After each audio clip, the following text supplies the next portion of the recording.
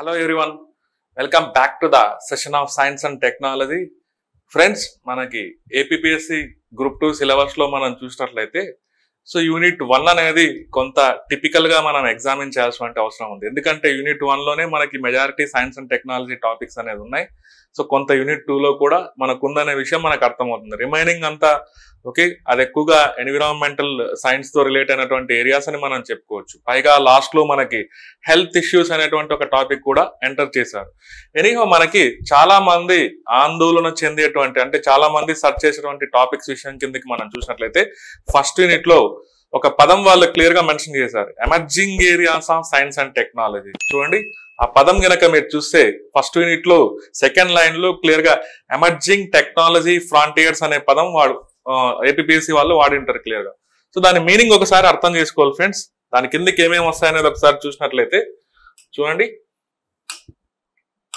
Emerging technology frontiers.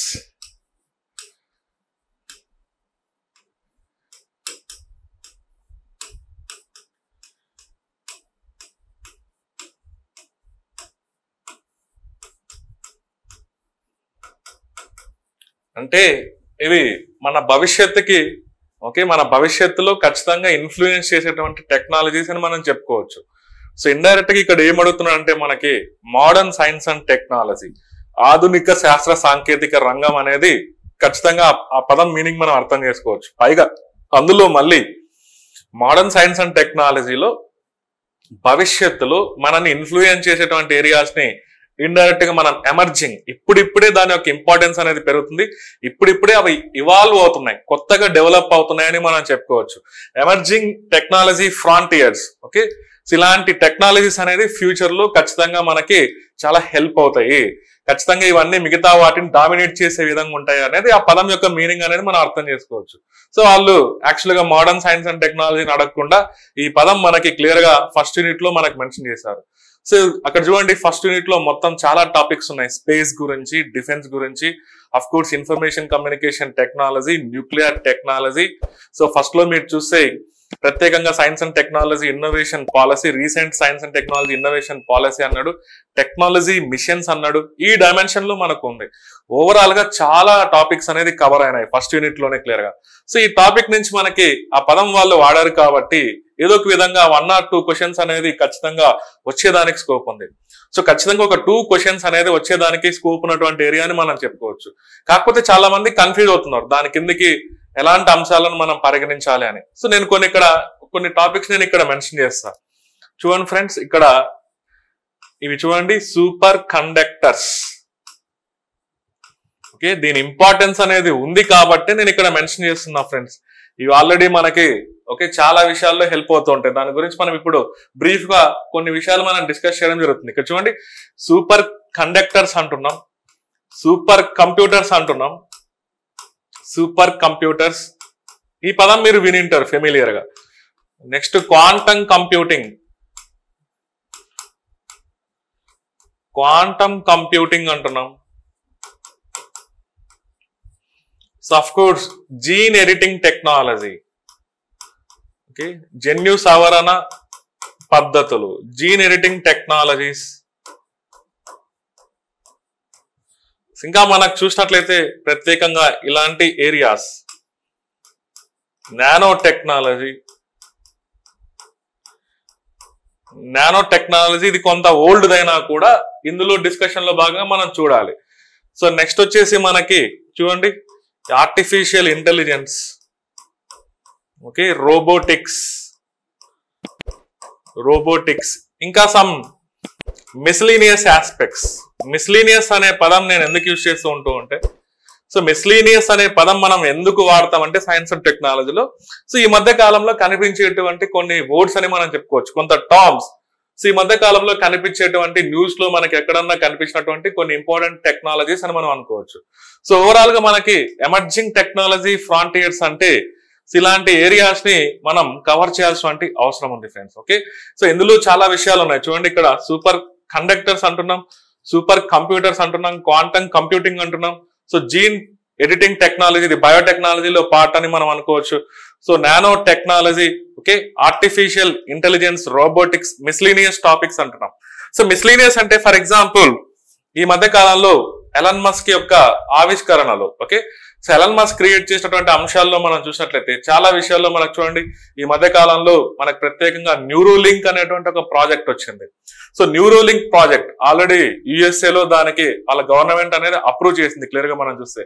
So brain ని మనకి indirect గా మనకి బ్రెయిన్ లో ఒక చిప్ ని అమర్చి దాని ద్వారా కంట్రోల్ చేయడం, సో మన బాడీ మూవ్మెంట్స్ ని కానీ సరౌండింగ్ ఆబ్జెక్ట్స్ ని కానీ కంట్రోల్ చేసేటువంటి ఓకే పద్ధతినే మనం న్యూరోలింక్ అని మనం చెప్పుకోవచ్చు. పేర్లోనే ఉంది న్యూరోలింక్ ప్రాజెక్ట్ అని. సో ఆల్రెడీ అది ఇంతకు ముందు ఎక్స్పెరిమెంటల్ స్టేజెస్ లో ఉంది. లాస్ట్ ఇయర్ క్లియర్ గా దానికి అప్రూవల్ అనేది ఇచ్చింది యుఎస్ గవర్నమెంట్. సో అది కూడా ఎలాన్ మస్క్ కు సంబంధించింది. సో ఇంకా మనకు చూడండి hyper loop technology. So transportation sector లో ఇంతవరకు మనం మహా అంటే ఓకే ఒక ల్యాండ్ పైన మనం చూసినట్లయితే bullet trains, high speed trains లో బుల్లెట్ ట్రైన్స్ అనేది మనం చూస్తున్నాం. అంటే మన ఇండియాలో కాకపోయినా సో కొంతవరకు మనకి చైనా, జపాన్, ఓకే యుఎస్ఏ ఇలాంటి కంట్రీస్ లో మనకి సో ఓకే డెవలప్డ్ కంట్రీస్ లో మనకు కొంతవరకు ఇలాంటి బుల్లెట్ ట్రైన్స్ అనేది మనం చూస్తున్నాం. మన ఇండియాలో ఇంకా ఆప్షన్ లేదు క్లియర్ గా మనం చూసినట్లయితే. సో మనం మాక్సిమం సెమీ స్పీడ్ ట్రైన్స్ అనేది మనం యూజ్ చేస్తున్నాం. For example Vande Bharat express లాంటివని మనం అనుకోవచ్చు. సో ఎనీహౌ అలాంటి ఏరియాస్ అన్ని hyper loop technology, neuralink project, so ఇలాంటివి బేసికల్ గా అప్పుడప్పుడు మనకి న్యూస్ లో కనిపిస్తూ ఉంటాయి. సో వాటిని మనకి మిస్లీనియస్ టాపిక్స్ కిందకి మనం చెప్పుకోవచ్చు. సో ఇక్కడ నేను రాసిన ప్రతిదీ మనకి ఎమర్జింగ్ టెక్నాలజీ ఫ్రాంటియర్స్ అనేటువంటి ఏరియా కిందకి మనం అబ్జర్వ్ చేయొచ్చు ఫ్రెండ్స్. క్లియర్లీ చూడండి సైన్స్ అండ్ టెక్నాలజీలోనే ప్రజెంట్ ఉన్నటువంటి టెక్నాలజీతో పోలిస్తే కొంత అడ్వాన్స్డ్ థింగ్స్ అని మనం చెప్పుకోవచ్చు. సో వీటి వల్ల భవిష్యత్ అనేది ఖచ్చితంగా ఇన్ఫ్లుయెన్స్ అవ్వబోతుంది. సో అప్పుడే వాటిని మనం ఎమర్జింగ్ టెక్నాలజీస్ అని మనం చెప్పుకోవచ్చు. ఓకే కొత్తగా ఆవిర్భవించేటివి. సో ఎమర్జింగ్ అంటున్నాం క్లియర్ గా, కొత్తగా ఆవిర్భవిస్తూ భవిష్యత్తుని ఇక్కడ ఫ్రాంటియర్స్ అంటున్నారు క్లియర్ గా. సో భవిష్యత్తులో ఖచ్చితంగా వాటి ఇన్ఫ్లుయెన్స్ అనేది ఖచ్చితంగా ఉంటుందనేది మనం అర్థం చేసుకోవచ్చు. సో డెఫినెట్ గా దీని వల్ల ప్రపంచం అనేది ఇన్ఫ్లుయెన్స్ అవుతుందని మనం చెప్పుకోవచ్చు. ఒక ఎగ్జాంపుల్ నేను ఇక్కడ మీకు చూపించాను.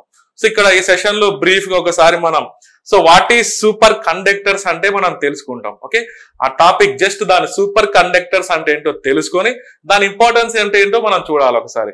ఇక్కడ చూడండి ఫ్రెండ్స్, జనరల్ గా ఓకే సూపర్ కండక్టర్స్ అంటున్నాం.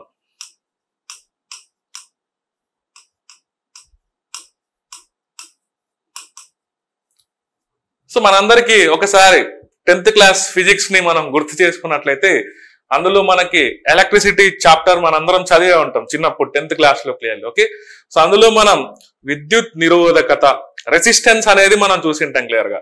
ఇక చూడండి ఏదన్నా కండక్టర్ ని మనం ఇలా ఇమాజిన్ చేసుకుంటే, కండక్టర్ అంటే వాహకం, విద్యుత్ ని ప్రవహించేటువంటి పదార్థాలనే కండక్టర్స్ అని మనం చెప్పుకోవచ్చు. కండక్టర్ ని ఇలా ఇమాజిన్ చేసుకుంటే దీని యొక్క లెంత్ అనేది ఎల్, ఓకే దీని యొక్క ఏరియా అనేది ఏ అనుకుంటే మనకి ఈ ఫార్ములా మీ అందరికి గుర్తుండే ఉంటుంది. Okay resistance is directly proportional to the length of that conductor, inversely proportional to the area of conductor. ఇక్కడ రెసిస్టెన్స్ అంటే నిరోధకత అంటున్నాం, నిరోధకత. ఓకే విద్యుత్ ప్రవాహానికి, ఓకే దీంట్లో ప్రవహించేటువంటి విద్యుత్ ప్రవాహానికి ఖచ్చితంగా ఈ కండక్టర్ కి కొంత నిరోధకత అనేది ఉంటుంది క్లియర్ గా మనం చూస్తే. ఆ నిరోధకతను okay resistance, okay opposite direction లో రెసిస్టెన్స్ అనేది పనిచేస్తుందని అనుకోండి క్లియర్ గా. సో విద్యుత్ ప్రవాహాన్ని అడ్డుకునేటువంటి ప్రాపర్టీనే రెసిస్టెన్స్ అంటున్నాం. ఇక్కడ ఆ ప్రాపర్టీ అనేది లెంత్ పైన అదే విధంగా ఏరియా పైన డిపెండ్ అవుతుంది. సో జనరల్ గా ఇక్కడ చూడండి దీన్ని రెసిస్టెన్స్ అంటున్నాం కదా, రెసిస్టెన్స్. సో దీని నుంచి మనకి ఇలా, సో దీన్ని రెసిస్టివిటీ అంటాం, రెసిస్టివిటీ. ఓకే రెసిస్టివిటీ ఇది జనరల్ గా కాన్స్టెంట్, ఓకే ఒక స్థిరాంకం అని మనం చెప్పుకోవచ్చు. ఇది ఓన్లీ ఆ మెటీరియల్ దేంతో తయారైంది దానిపైన డిపెండ్ అవుతుంది, టెంపరేచర్ పైన డిపెండ్ అవుతుందని మనం చెప్పుకోవచ్చు. ఇక్కడ చూడండి ఫ్రెండ్స్, ఇక్కడ నేను రాసే పదం ఏంటంటే సూపర్ కండక్టర్ అంటున్నాం. ఓకే సో సూపర్ కండక్టర్స్ కి ఇవన్నీ ఇక్కడ నేను రాసినటువంటి రెసిస్టెన్స్ కానీ ఇక్కడ రాసినటువంటి రెసిస్టివిటీ కానీ ఇవన్నీ జీరో ఉండాలి, అసలు ఉండకూడదు. ఓకే విద్యుత్ ప్రవాహానికి అసలు ఎలాంటి ఆటంకం ఉండకూడదు, జీరో ఉండాలి. అప్పుడే అలాంటి పదార్థాలని సూపర్ కండక్టర్స్ అని మనం చెప్పుకోవచ్చు. చూడండి జనరల్ గా మనం ఓకే స్కూల్లో ఉన్నప్పుడు ఇన్సులేటర్స్ అని, ఓకే సెమీ కండక్టర్స్ అని, కండక్టర్స్ అని మనం చదువుకుని ఉంటాం. సో కండక్టర్స్ లో విద్యుత్ ప్రవాహం అనేది ఎక్కువగా ఉంటుంది. సో సెమీ కండక్టర్స్ లో కొంత మీడియం గా ఉంటుంది. ఓకే, కండక్టర్స్ లో ఉన్నంత పర్ఫెక్ట్ గా ఉండదని మనం చెప్పుకోవచ్చు. ఇన్సులేటర్స్, బంధకాల్లో జనరల్ గా విద్యుత్ ప్రవాహం అనేది ఉండదు, ఎందుకంటే వాటిలో జనరల్ గా ఫ్రీ ఎలక్ట్రాన్స్ అనేది ఉండవు. కండక్టర్స్ లో ఫ్రీ ఎలక్ట్రాన్స్, స్వేచ్ఛాయుత ఎలక్ట్రాన్లు అనేది ఉంటాయని మనం చెప్పుకోవచ్చు. బట్ ఇక్కడ చూడండి, సూపర్ కండక్టర్ అనే పదం మనం ఎప్పుడన్నా ఉపయోగిస్తే, ఎక్కడన్నా మీకు టచ్ అయినట్లయితే ఎక్కడన్నా సైన్స్ అండ్ టెక్నాలజీలో మీరు గమనించాల్సింది ఏంది, చూడండి, జీరో ఉండాలి. అసలు విద్యుత్ ప్రవాహకానికి ఎలాంటి ఆటంకం కలగకూడదు. Okay, zero resistance. అదే విధంగా ఇంకొక ప్రాపర్టీ రెసిస్టివిటీ విషయంలో కూడా సో జీరో అనేది ఉండాలనేది మీరు గమనించాలి. అంటే చూడండి ఫ్రెండ్స్, ఒకసారి మనం అందులో విద్యుత్ పాస్ చేస్తే డెఫినెట్ గా చాలా హై స్పీడ్స్ తో అది ఎలక్ట్రిసిటీ అనేది ట్రావెల్ అవుతుంది. ఎనర్జీ, ఓకే, అది ట్రావెల్ అయ్యేటప్పుడు ఎనర్జీ లాస్ అనేది మినిమైజ్ చేయొచ్చు ఇండైరెక్ట్ గా మనకు చూస్తే. సో ఎనర్జీ లాస్ అనేది ఈ సూపర్ కండక్టర్స్ లో ఉండదని మనం చెప్పుకోవచ్చు.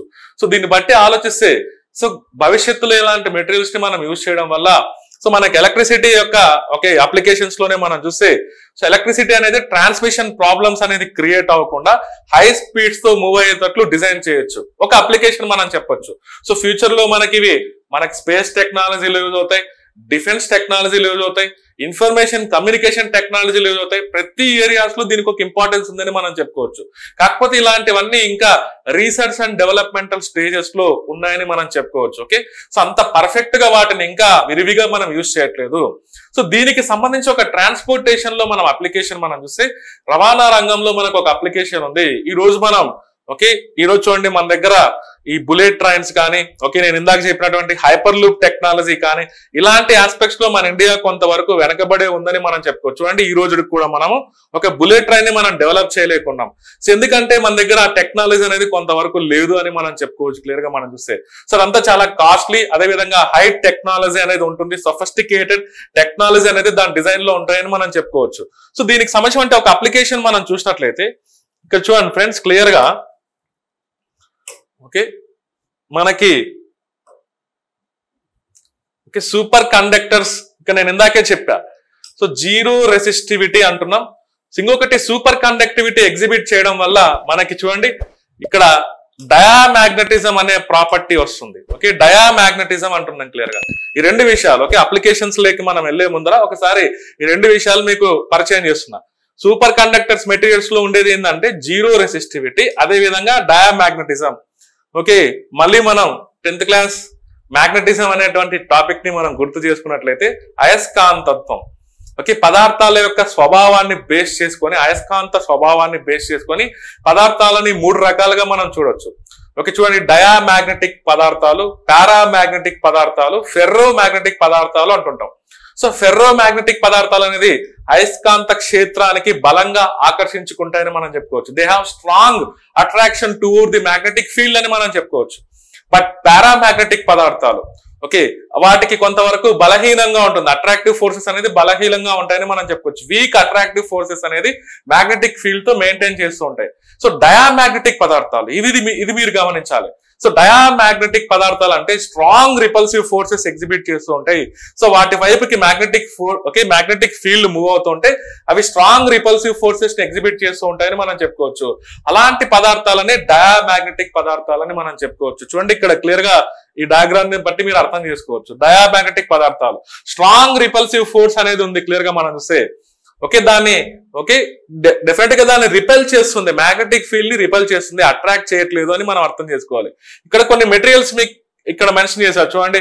ఇక్కడ యాంటీమోనీ, అదే విధంగా బిస్మత్ అని, గోల్డ్, మనం చూసేటువంటి మెటల్స్ లోనే copper, gold, okay copper, gold, silver ఇలాంటివి మనకి జనరల్ గా డయామాగ్నెటిక్ పదార్థాలని మనం చెప్పుకోవచ్చు. ఇక్కడ చూడండి, ferro magnetic, iron, cobalt, nickel ఇలాంటి వాటిని మనం ఫెర్రో మ్యాగ్నెటిక్ మెటీరియల్స్ అని మనం చెప్పుకోవచ్చు. కాకపోతే సూపర్ కండక్టర్స్, సో జనరల్ గా సూపర్ కండక్టర్స్ అనేది ఎలా డిజైన్ చేస్తారంటే వాటిని లో టెంపరేచర్స్ లో మెయింటైన్ చేస్తూ ఉంటారు.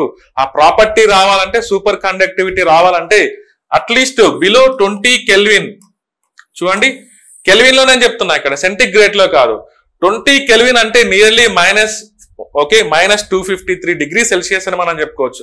అంతకంటే లో టెంపరేచర్స్ మెయింటైన్ చేస్తేనే కొన్ని మెటీరియల్స్, కొన్ని పదార్థాలు, కొన్ని మెటల్స్ అనేది సూపర్ కండక్టర్స్ గా వ్యవహరిస్తూ ఉంటాయని మనం చెప్పుకోవచ్చు. దాని తెలుగులో అనుకోవాలంటే అతి వాహకత అని మనం చెప్పుకోవచ్చు. ఎప్పుడు అది ఆ కండిషన్ ఏంటి, బిలో 20 degrees దగ్గర ఉంటేనే అది సూపర్ కండక్టివిటీని ఎగ్జిబిట్ చేయగలుగుతుంది అనేది మనం గమనించాలి. కాకపోతే దానికి ఉన్నటువంటి ప్రాపర్టీ చూడండి, ఈ రెండు ప్రాపర్టీస్ మీరు గమనించాలి. సూపర్ కండక్టర్ గా పనిచేస్తుంది అంటే ఏదైనా ఒక మెటీరియల్, దాంట్లో ఇందాకే నేను చెప్పా రెసిస్టెన్స్ అనేది ఉండదు, నిరోధకత అనేది ఉండదు. ఇక్కడ చూడండి జీరో రెసిస్టివిటీ. ఇంకొకటి పర్ఫెక్ట్ డయామాగ్నెటిజం, ఇక్కడ నేను క్లియర్ గా మీకు చెప్పా. ఓకే, అవి మ్యాగ్నెటిక్ ఫీల్డ్ ని రిపెల్ చేసుకుంటూ ఉంటాయి, అది అట్రాక్ట్ చేయదు బేసికల్ గా మనం చూస్తే. ఇక్కడ మీరు చూడొచ్చు. ఓకే, చూడండి అయస్కాంతాన్ని దాని దగ్గర తీసుకెళ్తే అది గాలిలో తేలుతూ ఉంది క్లియర్ గా. ఓకే, పైన క్లియర్ గా మీరు చూడొచ్చు, దాన్నే లావిటేషన్ అని మనం చెప్పుకోవచ్చు.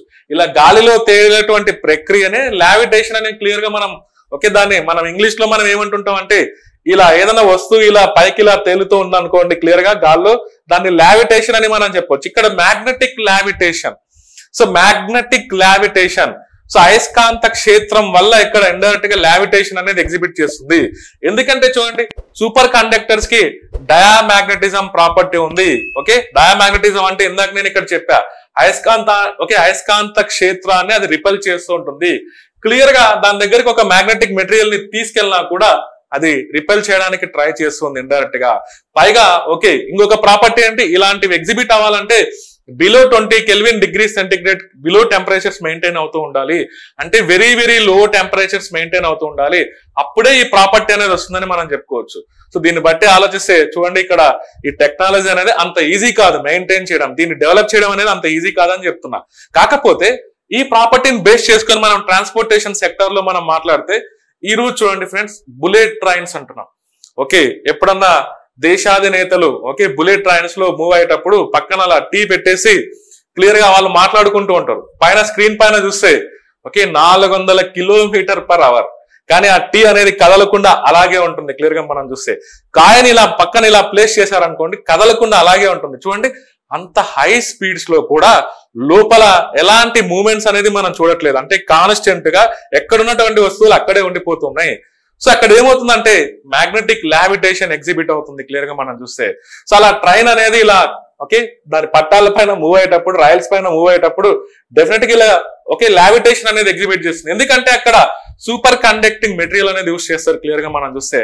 సేమ్ ఇలానే ఇక్కడ ఎలా ఉందో ఈ డయాగ్రామ్ ఎలా ఉందో, సో అక్కడే మీరు ఇమాజిన్ చేసుకోండి. నేను ఇక్కడ మీకు మెన్షన్ చేశా క్లియర్ గా. చూడండి ఇక్కడ చూడండి లావిటేషన్, ఇది ఒక బుల్లెట్ ట్రైన్ అనేది ఇమాజిన్ చేసుకోండి. కింద మనకి సూపర్ కండక్టింగ్ మెటీరియల్ ఉందనుకోండి. సో సూపర్ కండక్టింగ్ మెటీరియల్ ఉంటే డెఫినెట్ గా ఏమవుతుంది, అది డెఫినెట్ గా లావిటేషన్ మ్యాగ్నెటిక్ ఫీల్డ్ ని రిపల్ చేస్తుంది. కాబట్టి ఇలా మధ్యలో గ్యాప్ ఏర్పడుతుంది మధ్యలో క్లియర్ గా మనం చూస్తే. సో ఎప్పుడైతే రెండింటికి మధ్యలో ఇలా గ్యాప్ ఏర్పడింది అనుకోండి, మెయిన్ మనకి ఫ్రిక్షన్ అనేది ఉండదు, ఘర్షణ బలం ఉండదు. ఇక్కడ చూడండి ఎన్ని కాన్సెప్ట్స్ ఇక్కడ అప్లై అవుతున్నాయి క్లియర్ గా. మనం చిన్నప్పుడు చదువుకున్నటువంటి సైన్స్ నుంచే ఇది మనం నేర్చుకుంటున్నాం క్లియర్ గా మనం చూస్తే. చూడండి ఆ ఫ్రిక్షన్ అనేది అవాయిడ్ అవుతుంది, అంటే ఫ్రిక్షనల్ ఫోర్స్ అనేది ఉండదు ఇక్కడ బేసికల్ గా మనం చూస్తే. రోలింగ్ ఫ్రిక్షన్ అనేది ఉండదు క్లియర్ గా మనం చూస్తే. సో ఆటోమేటికల్ గా ఇలా గాల్లో తేలడం వల్ల అది ఇలా హై స్పీడ్స్ తో మూవ్ అవుతుంటుంది. ఫ్రిక్షన్ ఘర్షణ బలం అనేది ఎప్పుడైతే ఉండదో ఆటోమేటికల్ గా ఆ ట్రైన్ యొక్క వేగం అనేది పెరిగిపోతుందని మనం చెప్పుకోవచ్చు. సో దీన్ని బేస్ చేసుకునే మనకి ఈ బుల్లెట్ ట్రైన్స్ అనేది పనిచేస్తున్నాయి. ఓకే, ఆ కాన్సెప్ట్ ని మనం ఏమని చెప్పాలి, మ్యాగ్లేవ్ టెక్నాలజీ. చూడండి maglev technology very very important word. అప్పుడప్పుడు మనకి న్యూస్ లో కనిపిస్తూ ఉంటాయి ఇలాంటి వర్డ్స్. సో ఎలా క్వశ్చన్ అడగొచ్చు అంటే, maglev technology recently scene in news, what is this? So ఇటీవల కాలంలో మ్యాగ్లేవ్ టెక్నాలజీ అనే పదాన్ని మనం వార్తల్లో చూసాం. ఇది దేనికి సంబంధించింది? సో ఇది ఏమీ లేదు. ఓకే, బుల్లెట్ ట్రైన్స్ రన్ అయ్యేటువంటి టెక్నాలజీలో లావిటేషన్ అనేది అప్లై చేస్తారు. ఓకే, దాని షార్ట్ ఫామే మనకి మ్యాగ్నెటిక్ లావిటేషన్ ని ఇలా రాస్తున్నాం షార్ట్ ఫామ్ లో లావిటేషన్. ఓకే, అక్కడ మ్యాగ్నెట్స్ ని మనం ఎలక్ట్రో మ్యాగ్నెట్స్ ని యూజ్ చేయడం వల్ల, సూపర్ కండక్టింగ్ మెటీరియల్స్ ని యూజ్ చేయడం వల్ల దాని వల్ల లావిటేషన్ గాలిలో తేలుతుంది. దాన్నే మనకి మ్యాగ్నెటిక్ లావిటేషన్, మ్యాగ్లేవ్ టెక్నాలజీ అని మనం చెప్పొచ్చు. సో ఈ టెక్నాలజీని present high speed trains design లో యూజ్ చేస్తున్నారు అనేది మీరు గమనించాలి. హై స్పీడ్ ట్రైన్స్ అంటే ఇక్కడ నేను రాసినట్టు ఓకే ఇక్కడ నేను చూపిస్తున్న డయాగ్రామ్ లో బుల్లెట్ ట్రైన్స్ అని మనం చెప్పుకోవచ్చు. సో ఈ మధ్య కాలంలో ఓకే మనకు చూడండి ఇంకొక కాన్సెప్ట్ డెవలప్ చేశాడు. ఎవరంటే ఎలన్ మస్క్. క్లియర్ గా మనం చూస్తే ఓకే మీ అందరికీ తెలిసే ఉంటుంది, ఈ మంత్ లో మన దేశాన్ని ఎలన్ మస్క్ అనేది విజిట్ చేయనున్నారు క్లియర్ గా. ఎందుకంటే ఆయన డిజైన్ చేసినటువంటి టెస్లా కార్స్ గురించి కొంతవరకు మన ఇండియాతో ఒక అగ్రిమెంట్ చేసుకోవడానికి మన ఇండియాకి వస్తున్నాడని మనం అనుకోవచ్చు. So Tesla cars very very famous USA లో మనం చూసినట్లయితే. సో వాటిలో ఉన్నటువంటి అడ్వాన్స్డ్ టెక్నాలజీ మిగతా కార్లలో మనం చూడం. ఓకే, ఎనీహౌ అక్కడ ఉన్నటువంటి electric vehicles, so Tesla cars సంబంధించి కొంతవరకు మనతో కొన్ని అగ్రిమెంట్స్ చేసుకోవడానికి ఈ మధ్య నెక్స్ట్ అప్కమింగ్ డేస్ లో మనకి ఎలన్ మస్క్ అనేది ఇండియాకు విజిట్ కానున్నారు క్లియర్ గా మనం చూస్తే. సో యాక్చువల్గా ఎలన్ మస్క్ యొక్క ఆవిష్కరణలో మనం చూసినట్లయితే ఆయన ఆల్రెడీ చెప్తున్నా, నేను ఇందాకనే చెప్పా, న్యూరోలింక్ అనే ప్రాజెక్ట్ దానికి కూడా అప్రూవల్ తెచ్చుకున్నాడు. టెస్లా కార్స్ అంటే స్టార్లింక్ ప్రాజెక్ట్, ఓకే, దానికి సంబంధించిన అంశాలు కూడా మన ఇండియాలో చర్చించనున్నారు. స్టార్లింక్ అంటున్నాం, broadband, okay, broad internet services indirect గా.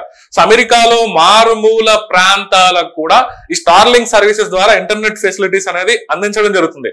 సో దాని ద్వారా మన ఇండియాలో కూడా కొంతవరకు బ్రాడ్బ్యాండ్ సర్వీసెస్ అందించేదానికి, సో దానికి సంబంధించినటువంటి అగ్రిమెంట్ కూడా త్వరలో జరగనుంది అనేది మనకి ఈ మధ్య వార్తల్లో వస్తుంది క్లియర్ గా. సో స్టార్లింక్ అంటున్నాం, న్యూరోలింక్ అంటున్నాం, అదే విధంగా టెస్లా కార్స్ అంటున్నాం. ఇంకొకటి మనకు చూస్తే space X. So space X అనేది కూడా ఆయనకు సంబంధించిన ఒక ప్రైవేట్ స్పేస్ ఏజెన్సీ అని మనం చెప్పుకోవచ్చు. ఇంకొకటి చూడండి, హైపర్ లూప్ టెక్నాలజీ. సో ఆయన చూడండి ఎంత ప్రపంచాన్ని ఇన్ఫ్లుయెన్స్ చేసేటువంటి పర్సన్స్ లో ఎలన్ మస్క్ అనేది ప్రెసెంట్ డామినేటింగ్ గా ఉన్నారని మనం చెప్పుకోవచ్చు. హైపర్ లూప్ టెక్నాలజీ అంటున్నాం. సో దాని యొక్క క్రియేటర్ కూడా ఎలన్ మస్కే అని మనం చెప్పుకోవచ్చు. హైపర్ లూప్ టెక్నాలజీకి ఉన్నటువంటి మెయిన్ ఆ కాన్సెప్ట్స్ లో ఉన్నటువంటి మెయిన్ థింగ్స్ మనం చూస్తే, ఓకే, బుల్లెట్ ట్రైన్స్ అనేది మాక్సిమం 400 km/h లేదా 450 km/h అనేది ట్రావెల్ అవుతాయి. But hyper loop technology, okay, aeroplane కంటే భూమి పైనే దానికంటే ఇంకా కొంత వేగంతో మనం మూవ్ అయ్యేదానికి పాసిబిలిటీ ఉంది క్లియర్ గా మనం చూస్తే. ఇక్కడ మీరు చూడొచ్చు ఆ డయాగ్రామ్ క్లియర్ గా మనం చూస్తే. సో ఏరోప్లాన్స్ అనేది మాక్సిమం 900 km/h స్పీడ్ తో మూవ్ అవుతుంటాయి గాల్లో. బట్ ఇవి మాత్రం భూమి పైన నియర్లీ 1100 km/h, ఓకే, ఇంకా పాసిబుల్ అయితే 1200 km/h కూడా మూవ్ అయ్యేదానికి స్కోప్ ఉంది. సో ఇది కూడా మనకి present emerging areas of science and technology కిందకి మనం చూడొచ్చు. సో హైపర్ లూప్ టెక్నాలజీ అనేది ట్రాన్స్పోర్టేషన్ టెక్నాలజీ. సో అది కూడా ఒక ట్రైన్, ట్రైన్స్ మాదిరి అని మనం ఇమాజిన్ చేసుకోవాలి. కాకపోతే ఇప్పుడు ప్రెసెంట్ దాన్ని ఇంకా అంత విరివిగా యూజ్ చేయట్లేదు, అది కూడా డెవలప్మెంటల్ స్టేజెస్ లో ఉందని మనం చెప్పుకోవచ్చు. సో ఇక్కడ చూడండి, హైపర్ లూప్ టెక్నాలజీలో ఇక్కడ ఏం యూజ్ చేస్తారంటే ఇదే కాన్సెప్ట్, లావిటేషన్. లోపల ఇంటర్నల్ గా మ్యాగ్నెటిక్ లావిటేషన్ అనేది అప్లై చేస్తారు. కాకపోతే ఎయిర్ ఫ్రిక్షన్, ఓకే, మనం ఏదన్నా మనం ఇలా మూవ్ అవుతూ ఉంటే డెఫినెట్ గా ఆపోజిట్ డైరెక్షన్ లో గాలి అనేది దానిపైన పనిచేస్తుంది. ఓకే, ఎయిర్ ఫ్రిక్షన్ అనేది ఉండకుండా ఒక వాక్యూమ్ ట్యూబ్స్ అనేది క్రియేట్ చేస్తారు. ఇంటర్నల్ గా చూడండి, ఒక వాక్యూమ్ ట్యూబ్స్ అనేది క్రియేట్ చేసి లోపల ఇలా మ్యాగ్నెటిక్ లావిటేషన్ అనేది అప్లై చేస్తారు. దానివల్ల ఏమవుతుంది చూడండి ఫ్రెండ్స్, మ్యాగ్నెటిక్ లావిటేషన్ ని అప్లై చేయడం వల్ల ఆటోమేటికల్ గా ట్రైన్ స్పీడ్ అనేది పెరుగుతుంది. కాకపోతే లోపల ఎయిర్ అనేది ఉండదు. ఓకే, వాక్యూమ్ ట్యూబ్స్, శూన్యం అనేది ఉంటుంది ఇండైరెక్ట్ గా మనం చూస్తే. సో వాక్యూమ్ అంటే మనందరికి తెలిసిన విషయమే, ఎలాంటి అట్మాస్ఫియర్ ఉండదు, శూన్యం అనేది ఉంటుంది క్లియర్ గా. సో అప్పుడు దానివల్ల ఏమవుతుందంటే ప్రెజర్ అనేది లోపల ఉండదు, ఫ్రిక్షన్ అనేది లోపల, ఎయిర్ ద్వారా వచ్చేటువంటి ఫ్రిక్షన్ అనేది కూడా లోపల ఉండదు ఆ ట్యూబ్స్ లో క్లియర్ గా. దానివల్ల లోపల ఉన్నటువంటి ట్రైన్ కి దాదాపుగా 1100 km స్పీడ్ తో మూవ్ అయ్యేదానికి పాసిబిలిటీ ఉంది క్లియర్ గా మనం చూస్తే. సో దాన్నే మనం ఇండైరెక్ట్ గా హైపర్ లూప్ అనేటువంటి పేరుతో మనం చూస్తున్నాం. ఇక్కడ చూడండి, ఈ డయాగ్రామ్ లో మీరు చూస్తే ఇది ఒక జస్ట్ ఏదో వాటర్ పైప్స్.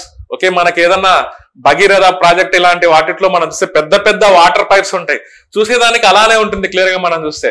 సో ఇక్కడ ఉన్నటువంటి ట్యూబ్ లో ఏమవుతుందంటే ఇలాంటి లోపల ఈ ట్రైన్ మూవ్ అవుతుంటుంది. సో అక్కడ ఉన్నటువంటి బోగీలనే మనం పార్ట్స్ అని మనం చెప్పొచ్చు. మనం జనరల్ గా ట్రైన్స్ కు చూసినటువంటి బోగీలనే ఇక్కడ లోపల ఏమని మనం చెప్పొచ్చు అంటే పార్ట్స్. అందులో ప్యాసింజర్స్ అనేది కూర్చొని ఉంటారు క్లియర్ గా. సో అక్కడ ఏమవుతుంది, ఇలా మ్యాగ్నెటిక్ లావిటేషన్ అప్లై చేసి వాటిని గాల్లో ఇలా తేలేటట్లు చేస్తారు. తర్వాత ఆ ట్యూబ్ లో అసలు ప్రెజరే ఉండదు, అట్మాస్ఫియరే ఉండదు, ఎయిర్ అనేది ఉండదు, బేసికల్ గా వాక్యూమ్ మెయింటైన్ అవుతుంటుందని మనం చెప్తున్నాం. దానివల్ల ఫ్రిక్షన్ అనేది ఉండదు ఎయిర్ ద్వారా. సో దానివల్ల ఈ ట్రైన్ అనేది జనరల్ గా ఆలోచిస్తే చూడండి ఫ్రెండ్స్, సో దాదాపుగా 1000 km/h కంటే ఎక్కువ వేగంతో ట్రావెల్ అవుతుంది. That is the speciality of hyper loop technology. ఈ హైపర్ లూప్ టెక్నాలజీ డిజైన్ లో కూడా superconductors key role play చేస్తాయని మనం చెప్తున్నా. సూపర్ కండక్టర్స్ కి ఆ ప్రాపర్టీ ఉంది, ఎందుకంటే అది డయామాగ్నెటిజం ని ఎగ్జిబిట్ చేస్తుంది. అఫ్ కోర్స్ అది జీరో రెసిస్టివిటీని ఎగ్జిబిట్ చేస్తుంది క్లియర్ గా మనం చూస్తే. సో దాంట్లో ఎలక్ట్రిసిటీ పాస్ చేస్తే హై స్పీడ్స్ తో మూవ్ అవుతుంది. అట్ ది సేమ్ టైం దానికి ఉన్నటువంటి ఇంకొక స్పెషల్ ఫ్యూచర్ ఏంటంటే డయామాగ్నెటిజం. ఈ రెండు ప్రాపర్టీస్ చాలా ఇంపార్టెంట్. సో నేను చెప్పినటువంటి టాపిక్ అప్కమింగ్ ఎగ్జామినేషన్స్ లో యూపీఎస్సీ ప్రిలిమినరీ ఎగ్జామినేషన్ ఎవరైనా రాయాలనుకుంటే వాళ్ళకి కూడా యూజ్ అవుతుందని నేను చెప్తున్నా క్లియర్ గా. ఓకే, ఇది very very important topic. So ఇది emerging areas of science and technology కిందికి మనం చూడొచ్చు. సో ఈ హైపర్ లూప్ టెక్నాలజీ మీకు డౌట్ రావచ్చు, మరి మన ఇండియాలో ఏమన్నా దీన్ని యూజ్ చేసేదానికి పాసిబిలిటీ ఉందా అని. సో ఈ మధ్య కాలంలో లాస్ట్ టైం మనం చూసినట్లయితే సో ఒక విధంగా ఇలాంటి టెక్నాలజీస్ అనేది ప్రెసెంట్ అయితే మన ఇండియాకి అంత ఓకే సో దీన్ని యూజ్ చేసేంత థింగ్స్ అయితే మనకు సరౌండింగ్ లో కనిపించట్లేదు. కాకపోతే గతంలో కొన్ని మ్యూచువల్ అగ్రిమెంట్స్ అనేది జరిగినాయి క్లియర్ గా మనం చూస్తే. మహారాష్ట్ర గవర్నమెంట్ తో యాక్చువల్ గా చూడండి ముంబై టు పూణే మధ్యలో ఇలాంటిది ఒక డిజైన్ చేయాలనుకున్నారు. సో గతంలో ఏపీలో అనుకున్నట్లయితే విజయవాడ నుంచి అమరావతికి ఇలాంటిది ఓకే గతంలో ఉన్నటువంటి ప్రభుత్వం అనుకున్నారు, కానీ బట్ అలాంటి ఇంప్లిమెంటేషన్ చేయడం అనేది అంత ఈజీ కాదని మనం గమనించాలి. సో మనలాంటి కంట్రీస్ లో ప్రెసెంట్ ఉన్నటువంటి సిచ్యువేషన్ ని బేస్ చేసుకొని మనం ఆలోచిస్తే ఇలాంటి టెక్నాలజీస్ ని ఇంప్లిమెంటేషన్ చేయడం అనేది అంత ఈజీ కాదు అని చెప్తున్నాం. గవర్నమెంట్ కూడా క్లియర్ గా చెప్తుంది ఇవి అంత వయబుల్ కాదు అని బేసికల్ గా మనం చూస్తే. సో అంత సొఫిస్టికేటెడ్ టెక్నాలజీని యూజ్ చేసేటువంటి సిచ్యువేషన్ లో ప్రెసెంట్ మన రిసోర్సెస్ అనేది లేవు. సో దాన్ని అప్లై చేయడం కూడా అంత ఈజీ కాదని మనం చెప్పుకోవచ్చు. బట్ ఫ్యూచర్ లో సో డెఫినెట్ గా ఎవల్యూషన్ అనేది జరుగుతూ ఉంటుంది, పరిణామం అనేది జరుగుతూ ఉంటుంది. కాబట్టి భవిష్యత్తులో మన ఇండియాలో కూడా ఇలాంటి థింగ్స్ అనేది మనం చూస్తామని మనం చెప్పుకోవచ్చు. ఆల్రెడీ చెప్తున్నా కదా, గతంలో కొన్ని గవర్నమెంట్స్ కొన్ని రాష్ట్రాల గవర్నమెంట్స్ అనేది ఇలాంటిది ఇంప్లిమెంటేషన్ చేయాలి ఫ్యూచర్ లో అనేటువంటి ఉద్దేశంతో కొంత మ్యూచువల్ అండర్స్టాండింగ్ తో ఒక అగ్రిమెంట్స్ అనేది చేసుకున్నారు. ఓకే, ముంబై నుంచి పూణే మధ్యలో అంటున్నాం, ఏపీలో అయితే విజయవాడ నుంచి అమరావతి. ఫస్ట్ ఇలాంటి విషయాల్లో అప్పుడు 2018 అప్పుడున్నటువంటి టీడీపీ అంటే చంద్రబాబు నాయుడు గారి హయాంలో బేసికల్ గా సో ఇలాంటి ఒప్పందం ఒకటి జరిగింది, కానీ దాన్ని ఎప్పుడే కానీ ఇంప్లిమెంటేషన్ అయితే చేయలేదు బేసికల్ గా. సో అదే అంటున్నాం కదా, అమరావతి నుంచి విజయవాడ అంటున్నాం, ముంబై నుంచి పూణే అంటున్నాం. సో ఈ రెండు మనం చూడొచ్చు క్లియర్ గా మనం. బట్ అవన్నీ అయితే మనం ఇప్పట్లో చూడం ఫ్రెండ్స్ క్లియర్ గా మనం చూస్తే. ఎందుకంటే గవర్నమెంట్ క్లియర్ గా చెప్తుంది మన ఇండియాకి ఇలాంటివి సూటబుల్ కాదు అని క్లియర్ గా. బట్ మన ఇండియాకి కొంతవరకు ఈ బుల్లెట్ ట్రైన్స్ అనేది కొంతవరకు హెల్ప్ అవుతాయి. కాబట్టి భవిష్యత్తులో అతి తక్కువ కాలంలో మనం ఫ్యూచర్ లో బుల్లెట్ ట్రైన్స్ అనేది మనం చూడబోతున్నామని మనం చెప్పుకోవచ్చు. ఎనీహో ఇదంతా మనం ఆలోచిస్తే దీని లోపల ఉన్నటువంటి టెక్నాలజీ ఏంటంటే maglev technology, magnetic levitation. So clear గా ఇలా గాలిలో తేలుతూ ఉంటాయని మనం చెప్పుకోవచ్చు. లావిటేషన్ ఎగ్జిబిట్ చేయాలంటే కింద ఉన్నటువంటి మెటీరియల్ కి డయామాగ్నెటిజం ప్రాపర్టీ ఉండాలి. మ్యాగ్నెటిక్ ఫీల్డ్ ని ఖచ్చితంగా రిపెల్ చేయగలిగితే ఓకే ఈ మ్యాగ్నెటిక్ లావిటేషన్ అనేది పనిచేస్తుందని మనం చెప్పుకోవచ్చు క్లియర్ గా మనం చూస్తే. మ్యాగ్లేవ్ టెక్నాలజీ అంటున్నాం. సో ఈ మ్యాగ్లేవ్ టెక్నాలజీని మనల్ని ఏ విధంగా అయినా క్వశ్చన్ అడగచ్చు. సో ప్రెసెంట్ మనం హై స్పీడ్ ట్రైన్స్ డిజైన్ చేయాలంటే మనకి ఇది అవసరం అని చెప్తున్నా. సో ఇప్పుడున్నటువంటి సిచ్యువేషన్ లో ఇలాంటి టెక్నాలజీస్ కూడా మన భారతదేశంలో కొంతవరకు తక్కువగా ఉన్నాయి. ఇంకా అది రీసెర్చ్ అండ్ డెవలప్మెంటల్ స్టేజెస్ లో ఉన్నాయని మనం చెప్పుకోవచ్చు. ఆల్రెడీ మనకంటే ఓకే అడ్వాన్స్డ్ గా ఉండి ఆల్రెడీ జపాన్ లో ఎప్పటి నుంచో ఈ బుల్లెట్ ట్రైన్స్ అనేది యూజ్ చేస్తున్నాం, ఎప్పటి నుంచో మనం చూస్తుంటాం. చైనా వాళ్ళు కూడా యూజ్ చేస్తున్నాం. బట్ మన ఇండియాలో మాత్రం ఈ మధ్య కాలంలో వెరీ రీసెంట్లీ దట్ మీన్స్ ఒక 4-5 సంవత్సరాల కిందట మనకి ఈ వందే భారత్ ఎక్స్ప్రెస్ అనేది మనం క్లియర్ గా ఫస్ట్ స్టార్ట్ అవ్వడం మన ఇండియాలో మనం చూడొచ్చు క్లియర్ గా మనం చూస్తే. సో ప్రెసెంట్ అయితే మనకి ఇలాంటి హై స్పీడ్ ట్రైన్స్ అనేది సో మనకున్నటువంటి ఏరియాస్ లో ఇంట్రడ్యూస్ చేయడం అనేది అంత ఈజీ కాదని నేను చెప్తున్నా క్లియర్ గా ఫ్రెండ్స్. సో ఇలా ఫ్రెండ్స్ మనం ఏదన్నా ఒక టాపిక్ మనం అనుకుంటే ఫర్ ఎగ్జాంపుల్ నేను చూడండి ఇక్కడ ఎమర్జింగ్ టెక్నాలజీ ఫ్రాంటియర్స్ అన్నాం. సో దాన్ని పట్టుకొని జస్ట్ ఈ కాన్సెప్ట్ ని మీకు చెప్పా క్లియర్ గా మనం చూస్తే. సో ఈ కాన్సెప్ట్ ఎప్పుడన్నా న్యూస్ లో కనిపిస్తే వీటి గురించి న్యూస్ లో కనిపిస్తే దానిపైన ఏ విధంగా అయినా ఓకే ఒక ఫండమెంటల్ ఆస్పెక్ట్స్ లేక మిమ్మల్ని తీసుకెళ్తూ ఏ విధంగా అయినా క్వశ్చన్ అడిగేదానికి స్కోప్ ఉంది. బెస్ట్ ఎగ్జాంపుల్ నేను ఇప్పుడు చెప్పినటువంటి టాపిక్ అని మనం చెప్పుకోవచ్చు.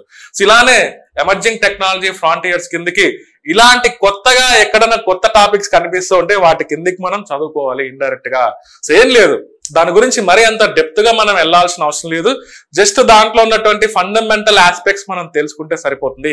ఇక్కడ నేను చెప్పింది కూడా నేనేం డెప్త్ గా వెళ్ళలేదు, వెరీ ఫండమెంటల్ స్కూల్ లెవెల్లో నేర్చుకున్నటువంటి అంశాలనే దాన్ని పరిచయం చేసి టెక్నాలజీ ఎలా పనిచేస్తుంది అనేది మీకు చెప్పడం జరిగింది ఫ్రెండ్స్.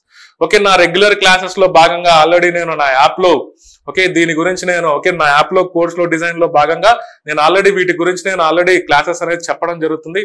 సో ఆల్రెడీ నా యాప్ లో సో క్లాసెస్ అనేది నేను డిజైన్ చేసి ఆల్రెడీ పెట్టడం జరిగింది.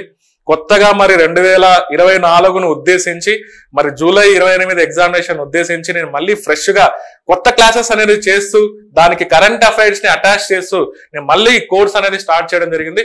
సో ఎవరన్నా ఇంట్రెస్ట్ ఉంటే ఓకే, నా యాప్ ని మీరు డౌన్లోడ్ చేసుకొని నా కోర్స్ ని మీరు సబ్స్క్రైబ్ చేసుకోవచ్చు friends. That's all for this session. Thank you friends.